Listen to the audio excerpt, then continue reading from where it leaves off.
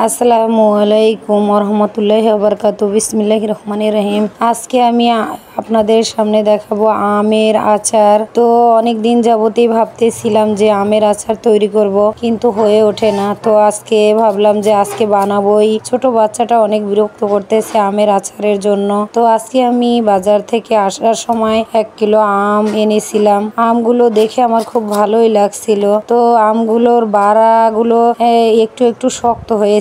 আমি এরকমইটাই চাচ্ছিলাম যে বাড়াগুলো একটু শক্ত থাকবে, তাহলে আমার আচারগুলো একেবারেই গলে যাবে না। আমি এর আগে যখনই আমের আচার বানাইতাম তখনই আমি এই আমের বাড়াটা একটু শক্ত টাইপেরই নিয়ে নিতাম।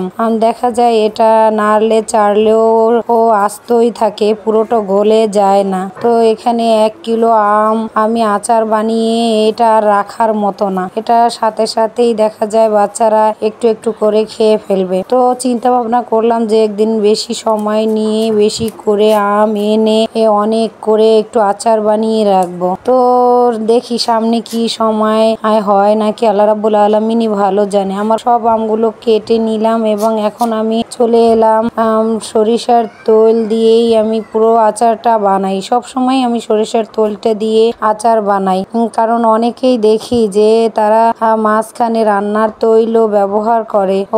আমি এটা পছন্দ করি না, তাই আমি রান্নার তেল দেই না। যথাসম্ভব আমি সরিষার তেলটাই দিয়েই পুরো আচারটা তৈরি করি। সিজনালি সব সময় আমি সব ধরনের আচারই তৈরি করি, কম বেশি। তো বেশি করলেও থাকে না, আর কম করলে তো থাকেই না। আমি তেলের মাঝে পুরো আমগুলো একটু নেড়ে চেড়ে ভেজে নেব, তারপরে সব মশলা অ্যাড করব। আগে আমি মশলাগুলো অ্যাড করতাম, সাথে কি করতাম যে ওটাকে বলে কি সরিষা বাটাও দিতাম।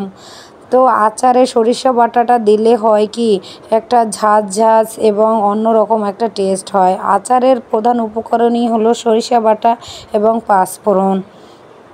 তো এর আগে আমি যতবারই আচার বানাইতাম দেখা যায় বেশিরভাগ আচারই আমি সবাইকে একটু একটু করে দিতে দিতে শেষ হয়ে যেত।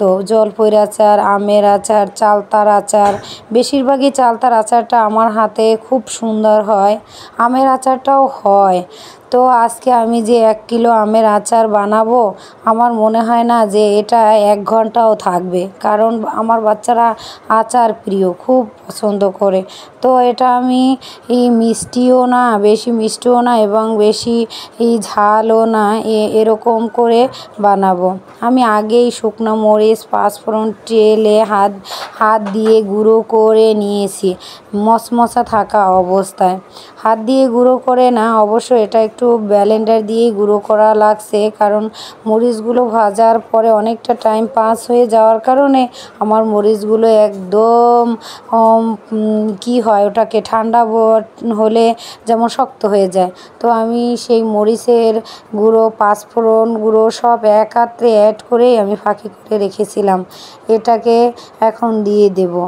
তারপরে একটু হলুদের ফাঁকি দিব এবং তার আগে তো চিনি দিয়েছি, স্বাদ মতো লবণ দেব। দিয়ে আমি ভালোভাবে আচারটা রেডি করব। এত মজা এই আচারটা এবং বানানোও খুব সহজ। যে কেউই ইচ্ছা করলে এই আচারটা বানিয়ে নিতে পারে এবং অনেক মজাদায়ক। এখন যেহেতু আমের সিজন, তো আমের দামটাও এখন মোটামুটি কম। তো ইচ্ছা করলে সবাই আমের আচার সংরক্ষণ করে রাখতে পারে।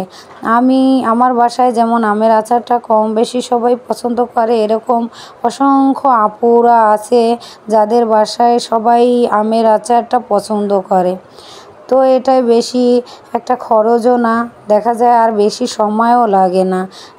ঘরোয়া উপকরণ দিয়েই তৈরি হয়। আর বেশিরভাগ দেখা যায় এখানে আমি বেশি চিনিও অ্যাড করিনি, একটু শুকনো মরিচ, একটু পাঁচফোড়ন। আজকে তো এই আচারটার ভিতরে আমি সরিষা বাটাও দিইনি। তো এটা নেড়ে চেড়ে একেবারে যখন শুকনো হয়ে যাবে, আঠালো ভাব হবে, দেখতে আসলেই অনেক সুন্দর একটা লুক চলে আসছে, আপনারা দেখতেই পাচ্ছেন। তো এখানেই আমি শেষ করলাম। আসসালামু আলাইকুম।